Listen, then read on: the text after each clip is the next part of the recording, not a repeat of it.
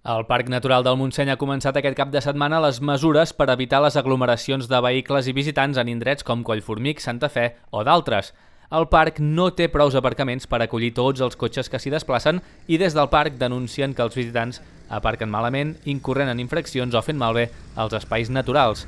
L'objectiu és minimitzar l'impacte i alhora millorar l'experiència del visitant.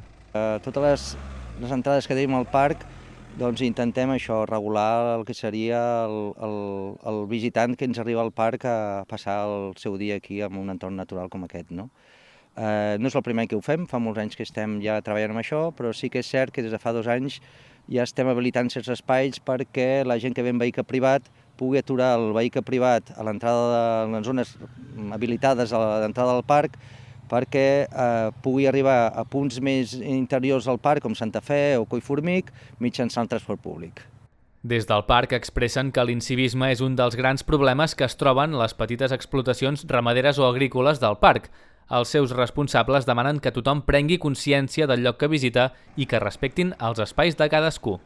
El gos de gigat. Això vol dir doncs, que el gos, que molts d'ells és molt urbà, té un comportament dins la muntanya que ni el propi amo del gos s'espera. Llavors, aquí hi ha activitat ramadera, hi ha hàbitats, hi ha basses d'amfibis i tot això, el gos de gigat té un comportament que fa molt de mal. No? També altres com anar a recollir fruits que són de propietat privada, com les castanyes, no? I menys recollir-les quan encara estan a les branques. No? La castanya s'ha de recollir quan ja està madura i caiguda i no la branca. Això és una pràctica que encara ens està passant, que volem conscienciar la gent que això no pot fer-ho.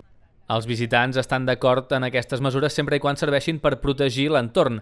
També reclamen millores al bus del parc, com per exemple augmentar afluències o permetre el transport de mascotes. Venim amb els amics, volíem anar a Santa Fe del Montseny i només arribar aquí a l'aparcament ens han dit que el més adient era aparcar aquí el cotxe i pujar amb l'autobús, perquè els pàrquings de Santa Fe com del Montseny estaven plens. Está muy bien, básicamente porque cada vez la gente va más para el turismo rural, de montaña, escapadita de un día.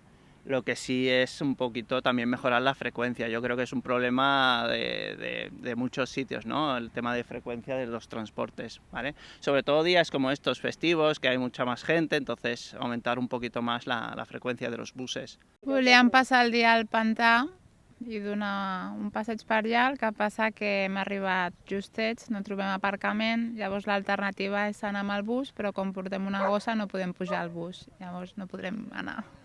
Perquè si no has d'arribar allà dalt i trobar-te que fas 18 quilòmetres i t'has de tornar a baixar perquè no pots aparcar, així que tot el que posin aquests serveis, magnífic. Des del parc reconeixen que la visió de futur és ordenar les places de pàrquing presents al parc i que els visitants puguin reservar-les amb antelació quan hi vulguin anar. Per això, però, encara cal esperar.